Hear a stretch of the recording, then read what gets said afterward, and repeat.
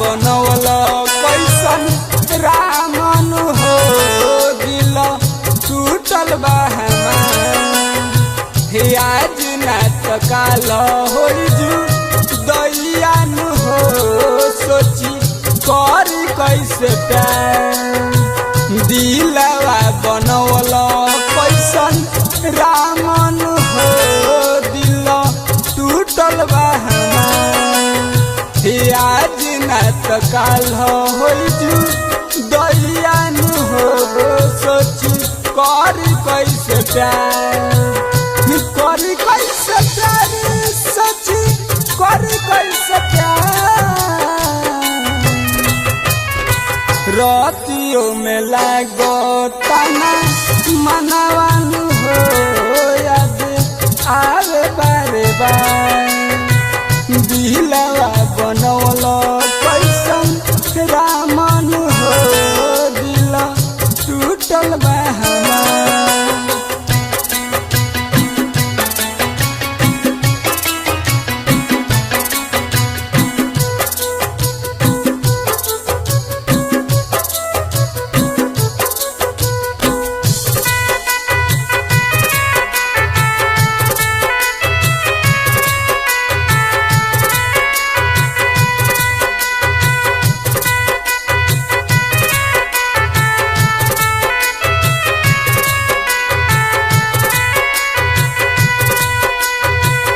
आज ना तो काल है ओकर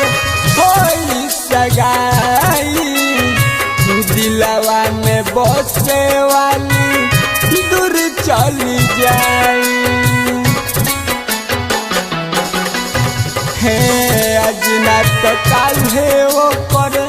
होई सगाई दिलवा में बसे वाली दूर चली जाई दिलवा में बसे वाली दूरी चली जाए लागता न गौआ में मनवानु हो याद आवे बार बार दिलवा बनवल कैसन रामन हो दिल टूटल बा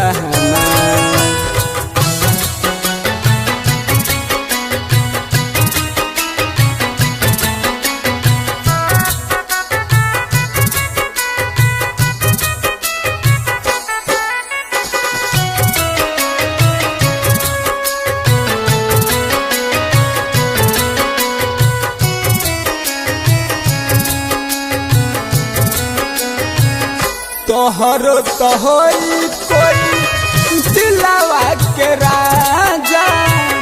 ओकरे से लागल होई प्रेम के धागा तोहरो तो होई कोई दिलवा के राजा ओकरे से जुड़ल होई प्रेम के धागा ओकरे से जुड़ल होई प्रेम के धागा राइटर अरुण लिखले गीतियान हो मनीष गावतारे